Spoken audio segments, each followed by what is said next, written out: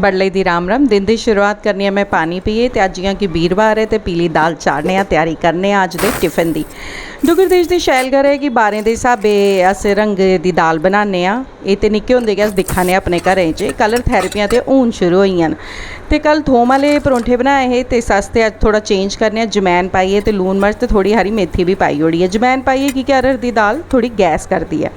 तो न्हारी आस्ते मैं टमाटर ते खीरे दे सैंडविच बनाया है सिंपल नेहा। तो दिल्ली जियां कि थोड़ी गर्मी मती हुआ करती है तो कोई प्रॉब्लम ना हो बाकी सारें तो इस आस्ते राती मैं घुन कतीरा भी सेड़ी ओड़िया हा तो वह दुद्ध च पाई लैता, कन्नै सलाद ते दही पैक करी ओड़िया।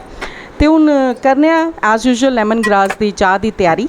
तो कन्नै गै मैं चौल रखी ओड़नी आं, जेल्लै धोड़ी मैं चाह पीनी है तो ओल्ले धोड़ी चौल भी बनी जाने। तो जियां कि स्ट्रोंग चाह मिगी पसंद है तो जिल बिंद पत्ती होर पाइए मैं अपने आस्ते होर गड़काई लैनी है चाह।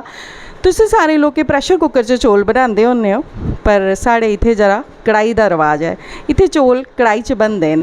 तो हिंग जीरा पाया मैं देसी घ्यो दे बिच, देसी घ्यो की शैल खपत है तां गै अस सारे मुट्टे हाँ।